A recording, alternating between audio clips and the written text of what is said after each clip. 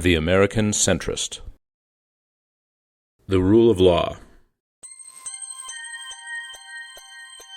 The source of all of the complexity in the physical world, of biological life, and of the rich tapestry of human culture is order. Contrary to so many creation myths, our world did not emerge spontaneously out of chaos or nothingness, but was enabled by the detailed structure of the universe. Sure, the evidence points to a Big Bang and a hot primordial soup, but it is the physics that governed the cooling of that soup that also led to the emergence of life. The balance of energy and matter allowed stars and planets to form. Quantum mechanics led to the structure of atoms that can support chemical bonds, leading eventually to the emergence of DNA. It is hard to deny that we owe our life on this drifting, slippery rock to the particular laws that govern how all things interact. If you believe in God, then you might say this was God's law. If not, you would call it the laws of nature. They might be the same thing, but in any case, the rule of law underpins the universe. In studies of system theory, a generative framework is any set of simple rules that leads to complex and often amazing emergent behavior. The way that birds flock or fish school appears to come from a higher intelligence, but essentially is the result of the biological coding that has evolved in these individual organisms. The Mandelbrot set is another example, the esoteric and enchanting fractal pattern that flickered onto computer screens in 1980 and then into the public consciousness. A simple equation and a set of rules for iteration leads to seemingly infinite complexity. Our brains are built with biological neurons, the original building block of consciousness on Earth. They similarly follow a set of foundational rules for how each interacts with the other, and this leads to incredible perceptive, computational, and creative power. Generative AI is fundamentally no different. We often think of complex and emergent behavior as chaotic, but even chaos sits upon a foundation of order. The yin cannot exist without the yang, and the complex soup that emerges can be savory or sometimes bitter. The same is true in political systems. There must always be a foundation based on order.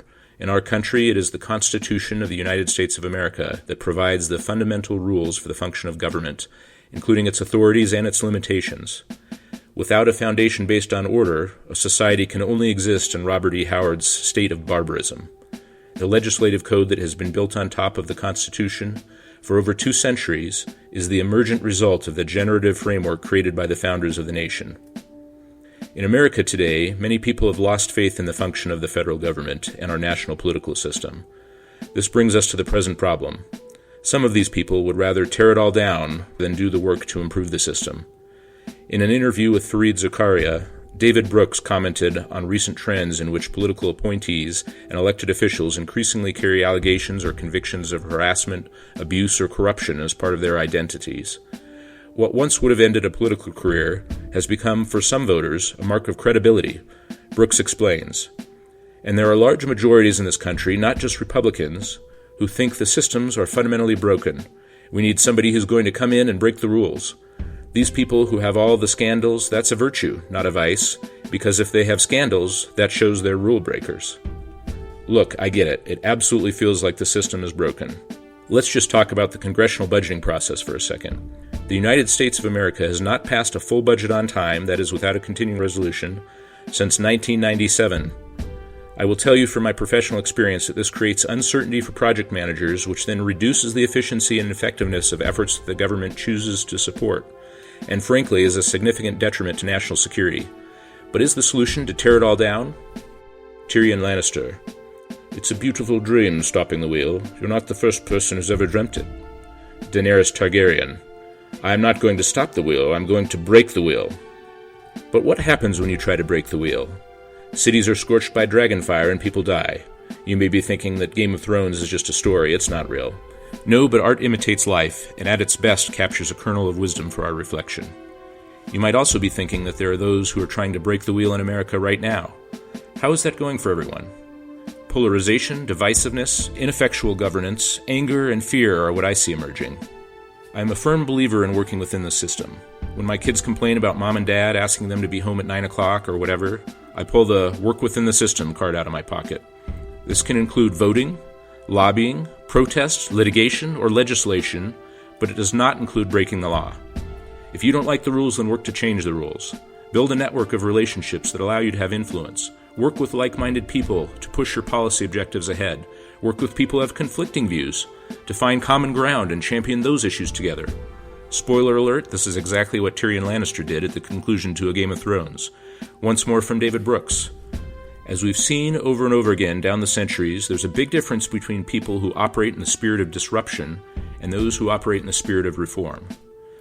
To be clear, we should absolutely seek change and do it with a passionate intensity. But for the centrists, this should be done with a respect for the rule of law, with change emerging from within the system. America has reinvented itself many times over the centuries with cultural shifts accompanied by legislation. While it can seem broken, and I guarantee you that it has to many generations over the last 2.5 centuries, the fabric of American governance has held strong and adapted as the underpinning of democracy through the Civil War, through the Great Depression, and through other times of trial.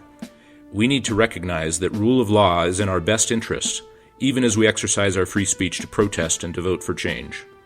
True, our country was born in the fire and bloodshed of the American Revolution, which at face value does not follow the principle of work within the system, but this was an exceptional circumstance involving the struggle against a tyrannical monarchy. Beginning with the adoption of the Constitution and the Bill of Rights, we now have a framework that guarantees the freedoms of the individual, limits the power of government with checks and balances, and has proven to be a generative framework capable of enabling the evolution and reinvention of the most prosperous country in the world.